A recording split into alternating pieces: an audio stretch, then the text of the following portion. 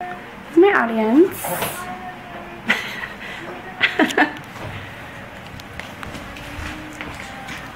Alright, today I'm standing here to tell you a little bit about sibling rivalry, what it is, the stress that is caused by it, and the positive things that can arise from it.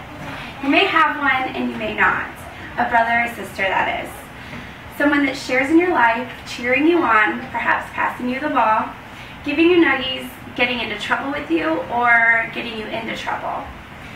It's not a rare thing, and most everyone that has a sibling or even a close friend shared in the ups and downs of growing up together knows the push and pull of something that we call rivalry. A Canadian study done in 2003 found that an average siblings between the ages of 3 and 7 engage in some sort of conflict 3.5 times an hour. Lori Kramer, a professor of applied family sciences at the University of Illinois, also studied kids aged 2 through 4 and found that the conflicts topped out at 6.3 average an hour, and that is more than one clash per every 10 minutes. Having a brother and sister or sister is one of the greatest things in life, although we may not think so at times. Especially when we're younger, and those that suffer from a sister or brother should take solace in knowing that all that screaming, fighting, jealousy, and crying did us siblings some good, preparing for the future as well-rounded, tempered adults. First, I'll discuss rivalry and the fact it has existed since the beginning of time, or at least since the first sibling was born. Then I'll talk about why siblings fight with each other and the solutions to the fighting, and finally the negative and positive things rivalry has in our lives as a brother or sister. So, it has existed since the beginning of time. We see this even in the Bible with one of the first and probably most extreme stories of sibling rivalry. Cain slew his brother Abel because he was jealous of his successes and the flock that he had. Funny that one of the first stories of rivalry has to do with sibling rivalry. Rivalry, according to the American Heritage Dictionary, is the act of competing or emulating. The reason we have the Olympics today is because it is in our human nature to compete and to better ourselves. And today there is more examples than I can count on both of my hands of examples of rivalry in our world. For one, there's competition in the workplace, being the first one to nab that promotion. What about war or the presidential race? There's a reason it's called a race. As far as businesses are concerned, competition is a factor in their very existence. So as you can see, rivalry exists not only with brothers or sisters, but as a trait of human nature.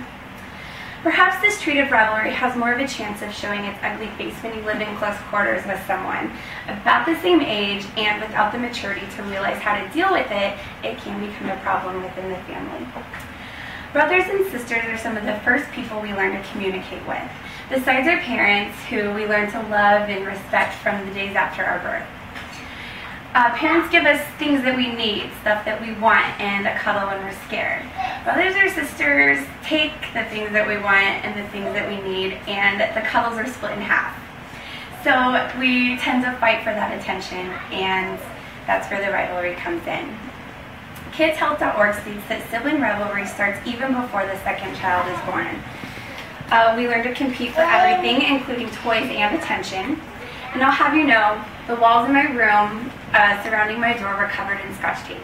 Not because I like the sticky tape, but because I have a younger sister who liked to tear things off my walls when she was mad.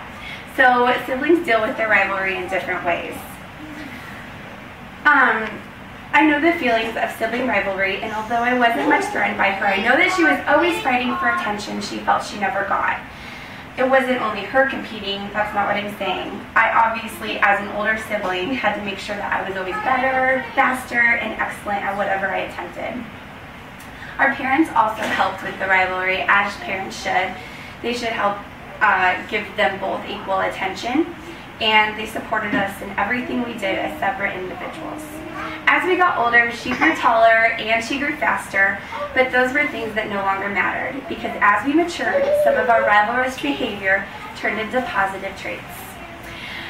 And that brings me to my last statement. Growing up with a sibling and feeling those pangs of rivalry create positive behaviors as adults. Siblings learn to share. We learn to compromise. The Child Development Institute states, siblings have come face to face with jealousy and learn how to accept their individual strengths and weaknesses. Also, as they watch their parents handle squabbles with siblings and in equal fairness. They will be pining knowledge that will be valuable when they too become parents. As for the negative effects, well, it can be different in every situation. In mine, I'm still trying to create a trusting relationship with my sister because some of the choices that she made when we were younger. Most cases are not as extreme as Cain and Abel, and most of us learn to work through our troubles as siblings and form a kinship that only a sister or brother can form. Sibling rivalry can be worse when we are younger because of the developmental stages of each child, and it really matters how the parents handle it as well. I've only skimmed the surface, but hopefully you have learned a little bit about sibling rivalry and how it can positively affect the path chosen in life, or how negative can be a struggle, especially as children and some grow into adults. So after all that crying, fighting, pushing, and pulling of hair taught us how to work with others, communicate, compromise, to persevere, and form lasting bonds with others. Having a brother or sister is one of the greatest gifts in life. It may not seem like it when we are in the midst of a push and pull with our toys and attention, but as we are older, we come to appreciate that eternal friend that explored the universe and taught us so many things, whether we like it or not. Thank you. Hey, thank you.